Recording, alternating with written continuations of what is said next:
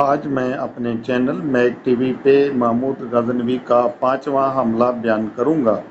اس سے پہلے میں اپنے ان دوستوں سے گزارش کروں گا جنہوں نے ابھی تک میرے چینل میک ٹی وی کو سبسکرائب نہیں کیا، وہ سبسکرائب کر لیں اور بیل آئیکن کو دبائیں تاکہ روزانہ کی بنیاد پہ ان تک میری ویڈیوز پہنچ سکیں، اور اگر ویڈیو اچھی لگے تو لائک اور شیئر ضرور کریں اور اپنی کمنٹس باکس میں رائے کا اظہار بھی کریں۔ ملتان کی بغاوت میں انت پال کی حمایت اور غدارانہ رویہ محمود غزنوی کے سینے میں کانٹے کی طرح کھٹک رہا تھا۔ چنانچہ 1008 میں موسم بہار کے اوائل میں ایک بہت بڑی فوج کے ہمراہ ایک عظیم مہم کے سلسلہ میں ہندوستان کی طرف گامزن ہوا۔ انت پال جو مسلمانوں کی طاقت سے باخبر تھا اور اسے سب کا نقصانات ابھی تک یاد تھے، اس نے ہندوستانی راجاؤں میں مذہبی جوش و خروش پیدا کرنے کے بعد ان سے درخواست کی کہ وہ ارض مقدس سے اپنے مشترکہ دشمن کو نکالنے کے لیے جدوجہد کریں۔ اس کی اپیل کا خیر مقدم کیا گیا اور اجین، گوالیار، کنوج، دہلی، اجمیر اور کلنجر کے راجاؤں نے اپنی دستیاب فوجوں کو جمع کیا اور دریائے سندھ کی جانب پیش قدمی کر دی۔ پنجاب کی سرزمین پر جمع ہونے والے سب سے بڑی فوج پشاور کی سرحدوں پر میدانوں کے سامنے نمودار ہوئی، پھر ہر روز اس میں اضافہ ہوتا چلا گیا۔ جنگ کی تیاریوں کے لیے ملک کے ہر علاقے سے مال و زر مہیا کیا گیا اور اس قدر حب الوطنی کا مظاہرہ کیا گیا کہ ملک کے طول و عرض سے ہندو عورتوں نے اپنے زیورات پگھلا کر قومی مقصد کے لیے ذرائع فراہم کرنے کے لیے سونے اور چاندی کی صورت میں روانہ کیے۔ پنجاب کے شمال مغربی پہاڑی علاقہ کے ایک طاقتور قبیلے ککھڑ کے افراد 30,000 جنگجوؤں کے ہمراہ متحدہ فوجوں میں شامل ہو گئے۔ اسلامی فوجیں چاروں طرف سے گھر گئیں تو انہوں نے عام حملے کے خدشے کے پیش نظر خود خندق کھودنے کا فیصلہ کر لیا۔ دونوں فوجیں 40 روز تک آمنے سامنے بے حس و حرکت پڑی رہیں۔ دونوں طرف سے پیش قدمی کرنے کے معاملہ میں ہچکچاہٹ ہو رہی تھی۔ آخرکار اس سکوت کو ہندوؤں نے توڑا۔ انہوں نے مسلمانوں کے مہیا کردہ موقع سے فائدہ اٹھایا، جنہوں نے دشمن کو مشتعل کرنے اور انہیں خندقوں کی طرف پیش قدمی کرنے پر اکسانے کے لیے 6,000 تیر اندازوں کو سامنے بھیجا تھا۔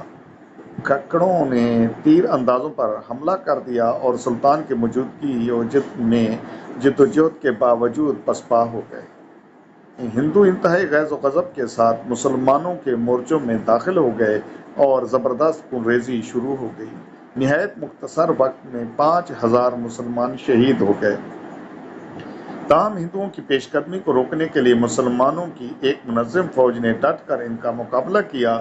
دریں اثنا ایک ایسا واقعہ رونما ہوا جو ہندوؤں کے لیے بہت نقصان دہ ثابت ہوا۔ محمود غزنوی کے ذہن میں دین اسلام کی تبلیغ اور ہندوؤں کے بتوں کی تباہی کا خیال جوش مار رہا تھا۔ اس نے فتح کے فوراً بعد شہر نگر کوٹ کی طرف پیش قدمی کی اور پہلی مرتبہ ان کے بتوں کو توڑا اور ان کے مندروں کو زمین بوس کر دیا۔ اس نے پورے ملک کو آگ اور تلوار سے تباہ کرنے کے بعد بھیم کے مشہور قلعہ کا محاصرہ کر لیا، جس کا شمار پنجاب کے مقدس خانقاہوں میں ہوتا تھا اور مال و زر کا ذخیرہ تھا۔ یہ ایک ڈھلوانی پہاڑ کی چوٹی پر واقع تھا جس سے شعلے نکلتے تھے، جنہیں موجودہ دور میں جلتے ہوئے مقدس پارے کا جوالا مکھی کہا جاتا ہے۔ شمالی ہندوستان میں یہ سب مضبوط قلعہ تھا۔ اس میں ایک شاندار مندر تھا۔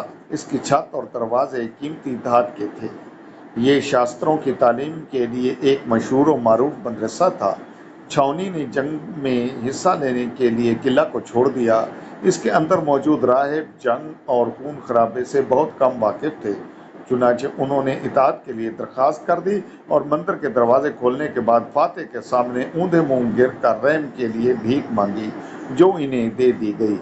سونے اور چاندی کی سلاخوں، جواہرات، سچے موتیوں، ہیروں اور لالوں کی شکل میں مال غنیمت، جسے بھیم پر فاتح کے قبضہ کے دنوں میں مضافاتی بادشاہتوں سے جمع کر کے اس مندر میں رکھا گیا تھا، محمود غزنوی کے ہاتھ لگا، جو اس وسیع و عریض خزانے کے ہمراہ غزنی واپس لوٹا۔ 1009 میں سلطان نے اپنے دارالخلافہ کے باہر میدان میں ایک بہت بڑا اجلاس منعقد کیا، جس میں اس نے اپنے امراء اور حیران و پریشان لوگوں کے سامنے پنجاب سے سونے کے تختوں، قیمتی پتھروں اور بے بہا قیمت کے زیورات کی شکل میں لائی گئی دولت کو پیش کیا۔ اس نے اپنے سرکاری افسروں کو ان کے منصب اور رتبے کے مطابق قیمتی تحائف بھی دیے۔